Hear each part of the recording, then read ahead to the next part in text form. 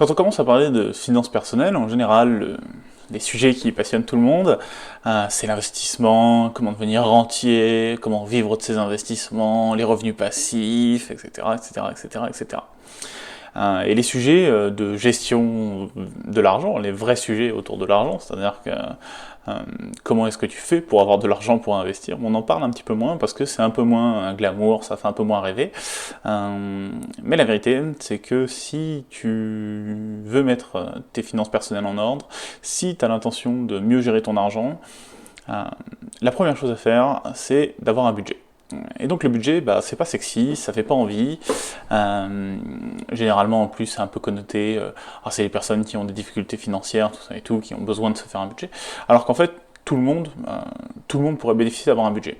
Si tu en parles autour de toi, ce que tu vas voir assez rapidement, c'est que tout le monde a une idée globale de ce qui va où tous les mois.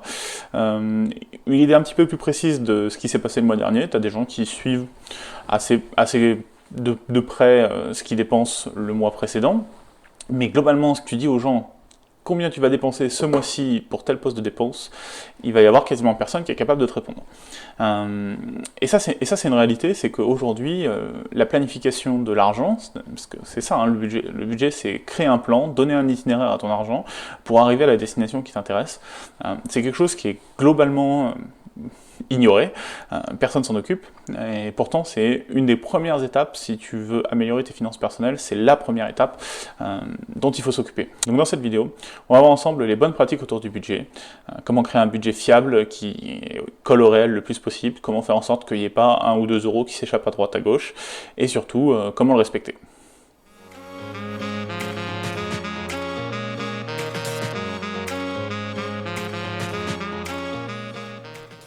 Bon, au-delà des évidences, la première étant que un budget ça s'écrit, un budget c'est quelque chose qu'il faut écrire. Moi j'utilise un Excel, tu peux utiliser du papier, tu peux utiliser des applications qui le font très très bien.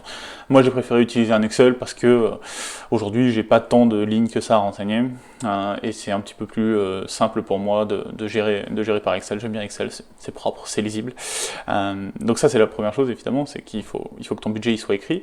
Et la deuxième chose c'est qu'il faut que ton budget il soit écrit en 2 temps. Le premier temps c'est le temps de l'année. Tu as des dépenses dans l'année qu'il faut anticiper. Il faut savoir où va ton argent, à quel moment de l'année. Tu vas avoir par exemple, si tu es propriétaire, tu as ta taxe foncière. Une taxe foncière, ça s'anticipe, ça se budgète. C'est-à-dire qu'il faut mettre de l'argent de côté tous les mois de l'année pour pouvoir payer ta taxe foncière. Si tu es encore soumis à la taxe d'habitation, tu auras ta taxe d'habitation. Tu as la taxe d'ordure ménagère, tu as des choses plus joyeuses.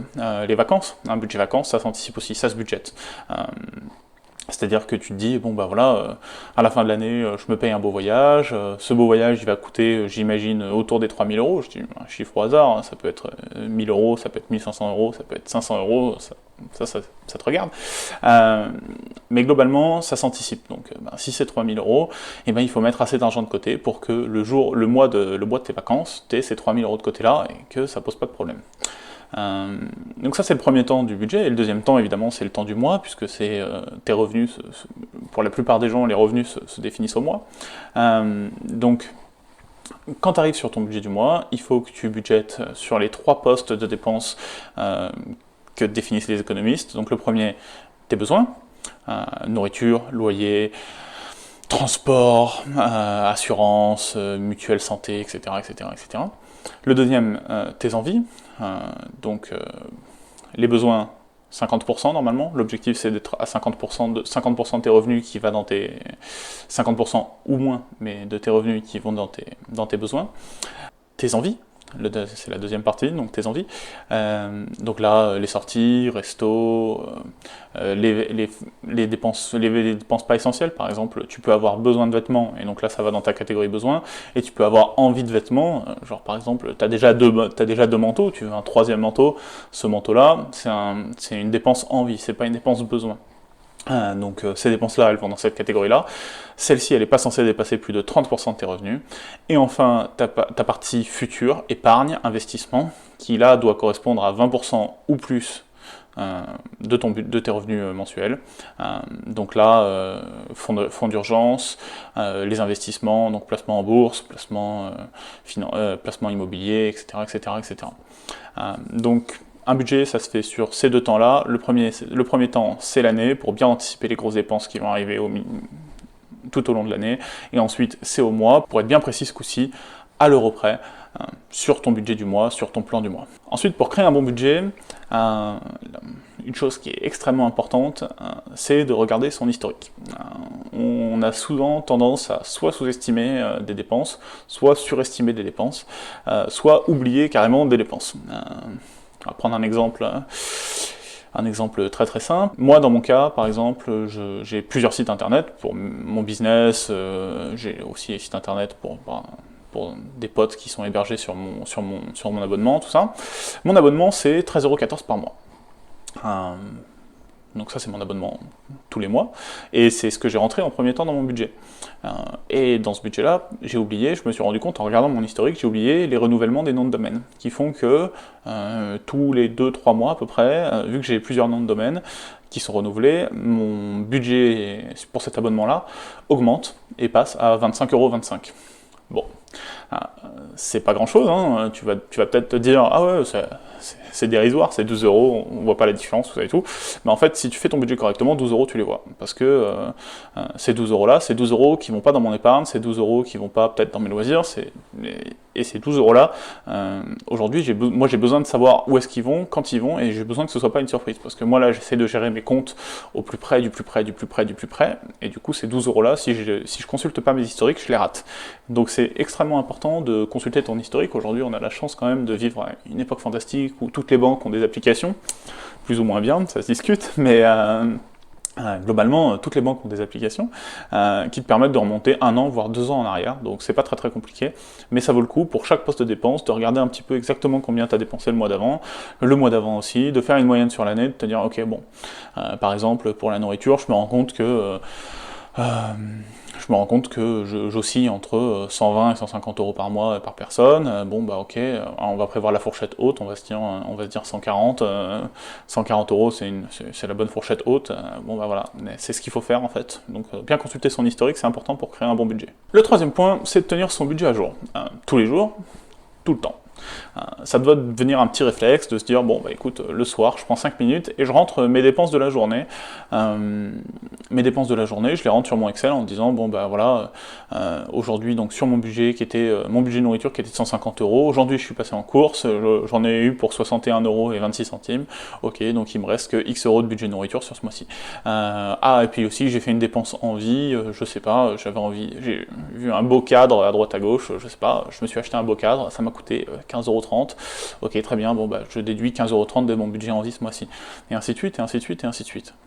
C'est important, ça prend 5 minutes, c'est l'avantage de Excel pour moi, après voilà, c'est pour ça, à chacun ses préférences. Moi j'utilise Excel parce que du coup Excel, je me connecte, j'ouvre le fichier, 5,30 €, bam bam, je valide, et ça me fait tous mes calculs automatiquement, c'est magique, c'est génial, ça se fait en 2 secondes, et pour le coup ça me prend vraiment pas beaucoup de temps, mais au moins je sais toujours, tous les soirs à peu près, où j'en suis de mon budget, est-ce que j'ai un écart, est-ce que, voilà, par exemple, en fait je me rends compte que là j'ai une dépense qui n'était pas prévue, ok, bon bah du coup il faut que je réévalue mon budget, du coup à quel autre poste de dépense est-ce que je vais devoir rogner pour pouvoir gérer cette dépense supplémentaire là. C'est important de tenir son budget à jour à tout moment. Le quatrième point, ça va être de corréler son budget à ses comptes. C'est-à-dire que, donc, comme je le disais, moi mon budget il est sur Excel. Toutes les semaines, voire 2 fois par semaine, ce que je fais, c'est que je fais le point entre mon budget, les sorties, tout ce que j'ai rentré en sortie financière sur mon budget, et mes comptes bancaires. Ça me permet d'éviter d'avoir une mauvaise surprise à la fin du mois, et de me retrouver en négatif parce que j'aurais raté une dépense qui était prévue ou qui était imprévue, et qui met un croc dans mon budget en me disant oh la vache, en fait voilà, j'avais oublié que ça arrivait ce mois-ci, et bah du coup en fait c'est sorti de mon compte, mais c'est pas sorti de mon budget sur Excel, donc du coup je pense qu'il me reste X € alors qu'en fait il me reste plus que X €, et donc en fait avoir la corrélation entre ton budget et tes comptes, c'est super important. Je sais que pour un certain nombre de personnes c'était le cas pour moi. Regarder les comptes fréquemment sur les applications, c'est pas très agréable. Moi j'aimais pas ça. J'aimais pas ça regarder mes comptes, j'aimais pas ça être tout le temps en train de surveiller, parce que j'avais toujours l'impression que j'allais avoir une mauvaise nouvelle. Et en fait, c'est ça l'intérêt du budget. On reprend le contrôle de ses finances, on sait exactement ce qui se passe. Et en fait, moi, vraiment, créer mon budget et respecter mon budget, ça m'a donné cette impression de contrôle sur mes finances. Et du coup, maintenant, je suis très serein à chaque fois que je vais sur mon application, parce que je suis confiant à 99% qu'il ne va pas y avoir une catastrophe ou un écart à mon budget Excel. Mais ça vaut toujours le coup de vérifier pour être sûr qu'il n'y a pas un imprévu, il n'y a pas un petit truc qui a été prélevé, une petite dépense. Alors, je vais donner un exemple. En décembre, là, par exemple, j'ai été prélevé d'une cotisation d'une ancienne carte de crédit que j'avais chez un distributeur alimentaire. Et en fait, ça a été 14 € qui ont été prélevés le 24 décembre. Donc, je me suis connecté à mes comptes, j'ai vu l'écart, je me suis dit, tiens, c'est bizarre, ça c'est quoi? Et en fait, je me suis rendu compte que même si j'avais plus la CB, ils continuaient à me prélever parce que eux, ils considéraient que j'avais encore la CB. Donc du coup, je leur ai passé un coup de fil, j'ai annulé l'abonnement, donc là, je peux pas récupérer ces 14 € là, puisque c'était 14 € de cotisation de l'année précédente. Mais c'est pas grave, au moins, je sais que ça n'arrivera plus l'année prochaine, et en fait, du coup, d'avoir géré mes comptes correctement, ça m'a permis d'identifier ce petit accroc à mon budget, et du coup, bon, bah voilà, je le corrige. Alors pour le coup, le mois de décembre, c'était un mois qui était un peu compliqué, cadeaux, repas de fête, etc., etc. Donc du coup, bah, je le corrige sur le mois suivant. Je me dis, bon bah, 14 € en moins, mais sur le mois de janvier. Donc voilà, un budget, ça se gère comme ça aussi. Il faut bien corréler entre ce que toi tu penses que tu dépenses et ce que tu dépenses effectivement, et ce qui se passe vraiment sur tes comptes. Maintenant, on va parler un petit peu plus de comment respecter son budget. La première erreur à ne pas faire quand on crée un budget, c'est de se laisser de la marge. La marge, c'est quelque chose de toxique. Et quand on est dans mon cas, du moins, c'est quelque chose de toxique. Et en général, quand je vois autour de moi ce qui se passe, c'est le cas pour tout le monde. C'est-à-dire que tant que tu as de l'argent qui est disponible sur le compte, tu vas te permettre des petits écarts. Typiquement, là je vais prendre le cas de l'épargne. En fait, les économistes ils expliquent que quand on fait un budget correctement, la première chose à faire, c'est se payer soi-même en premier. Donc, c'est-à-dire que faire son épargne et faire ses investissements au début du mois, juste après que la paye soit arrivée. Pourquoi est-ce qu'ils conseillent de faire ça? Parce qu'on sait en fait que si tu gardes l'argent sur le compte jusqu'à la fin du mois en te disant ah oui mais au moins comme ça, s'il y a un imprévu, si j'ai pas trop confiance, tout ça et tout, si je suis pas tout à fait serein sur mon budget, et ben en fait un jour tu vas avoir une petite dépense et tu vas dire ah bah oui ben, ces 30 € là je peux me permettre en fait, je peux me permettre de les dépenser parce que de toute façon j'ai un peu de marge, c'est pas grave, c'est 30 € en moins que j'investirai ou que je mettrai de côté ce mois-ci. Et en fait ça c'est un comportement qui est pas bon. Quand tu crées un budget, que tu dis en début de mois oui, je vais investir 200, 300, 400, 500 €, je ne sais pas quels sont tes revenus, mais quand tu te dis ça au début du mois, et ben du coup tu dois avoir confiance dans ta capacité à réussir cette épargne-là et cet investissement-là. Donc du coup, la première chose que tu fais, c'est tu places cet argent. Tu le sors de ton compte bancaire courant, il est plus disponible. Cet argent-là, il est bloqué. Et c'est le premier réflexe à avoir, c'est de se dire, c'est de ne pas se laisser le choix en fait sur les choses qui sont importantes. C'est une question de priorité. Moi aujourd'hui, épargner, mettre de l'argent de côté et rembourser mes crédits, c'est ma priorité. Si ma priorité c'était de m'éclater, de dépenser tout mon argent, bah, tout mon budget irait dans mes envies. Mais aujourd'hui, ma priorité, et ce qui devrait aussi être ta priorité, ce qui devrait être la priorité de beaucoup plus de gens en France pour se sortir de situations financières compliquées, c'est de mettre de l'argent de côté et de l'investir. Et donc du coup, la première chose que tu fais, c'est tu te dis, bon bah voilà, j'ai fait mon budget, je sais que je suis capable ce mois-ci d'investir 263 € et 23 centimes, très bien. 263 € et 23 centimes, ils sortent du compte, ils se mettent sur le compte épargne destiné, où ils sont placés en bourse, ils sont placés en crypto, en investissement immobilier, ce que tu veux. Mais cet argent-là, il est plus disponible sur ton compte en banque. C'est ce qu'on appelle l'argent invisible. Si l'argent, il est pas visible pour toi, tu vas avoir moins de tendance à le dépenser. Alors que s'il est disponible sur ton compte, tu vas toujours être en train de te dire, j'ai une petite marge de manœuvre, je peux me permettre de faire l'écart, c'est pas grave, je compenserai le mois prochain, et nanani, et nanana, sauf qu'en fait tu compenses jamais, et je suis bien placé pour en parler, parce que jamais je compense. Donc du coup, cet argent-là, il faut qu'il sorte du compte tout de suite. Ça c'est la première chose pour bien gérer, pour bien respecter son budget. La deuxième chose pour bien respecter son budget, c'est d'utiliser le liquide. Le liquide, c'est magique. La carte bleue c'est magique, hein, genre ah là là, on la passe sans contact, clac clac, on rentre son petit code, ça part du compte, on s'en rend même pas compte, c'est magique, nanana. Mais le liquide c'est magique pour bien gérer ses finances personnelles. Moi j'ai pris l'habitude en fait d'utiliser le liquide pour tout un tas de trucs. Mon utilisation typique du liquide, ça va être pour les dépenses nourriture du mois.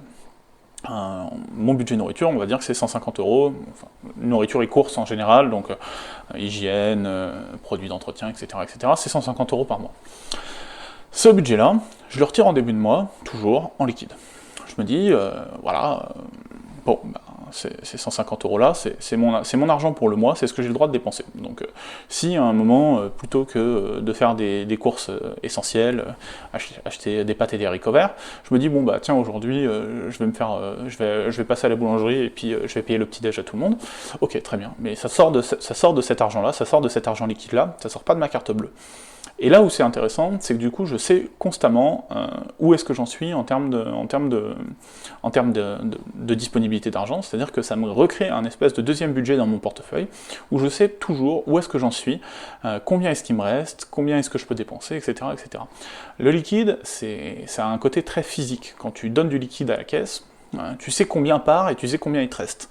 Quand tu passes ta carte bleue, la notion elle est plus abstraite, ça rentre moins, et ça c'est des études réelles qui ont été constatées par les économistes, c'est que tu as moins conscience de combien tu as dépensé. C'est-à-dire que quand tu payes en liquide, que tu sors du magasin, qu'on te dit combien tu as payé à la caisse, tu vas être capable de dire ah bah j'ai payé 63,84 €. Je le sais, elle m'a rendu mes 16 centimes, ça m'a gonflé d'avoir toutes les petites pièces, tout ça et tout, soit. Mais en attendant, tu sais exactement combien tu as dépensé. Si jamais tu as payé ta carte bleue, tu vas dire oh, c'était 60 et quelques. Et en fait, on se rend compte que la carte bleue, même si c'est très avantageux, c'est très pratique, c'est très nanani nanana, si tu veux gérer tes finances personnelles correctement, c'est pas le bon plan. Donc le liquide, c'est magique. Moi, par exemple, j'utilise aussi le liquide pour les budgets anniversaires, par exemple. Tous les mois, je retire et je mets dans des enveloppes dans mon bureau en disant bon bah voilà, ça c'est pour le budget anniversaire de ma soeur, ça c'est pour le budget anniversaire de ma mère, et en fait ça me permet de garder cet argent là de côté. Il est stocké quelque part où je sais qu'il est stocké, et surtout il est sorti de mes comptes, il est plus visible, et c'est pareil, je peux pas le dépenser, voilà, il est de côté, planqué. Donc le liquide c'est très très avantageux et c'est une excellente manière de respecter son budget. Tout ce que tu peux faire en liquide, tu devrais le faire en liquide, parce que ça donne une substance à l'argent, ça donne quelque chose de beaucoup plus lisible à ton argent, et c'est important de l'utiliser. Donc voilà, c'est tout pour cette vidéo sur le budget. Je sais que c'est, encore une fois, c'est pas très confortable. Quand on commence à faire son budget, c'est pas très très confortable. On a l'impression d'être limité, de se poser des limites. La vérité, c'est que ces limites-là, elles ont toujours existé. En fait, tu as toujours été limité dans tes dépenses. Peut-être que tu n'en avais pas conscience, mais en fait, tu as toujours été limité dans tes dépenses. Sauf que jusque-là, tu ne mettais pas un numéro sur la limite. Tu n'étais pas capable de quantifier la limite qui existait. Et pourtant, cette limite-là a toujours existé. Moi, genre, j'ai pas moins d'argent que ce que j'avais il y a 3 mois.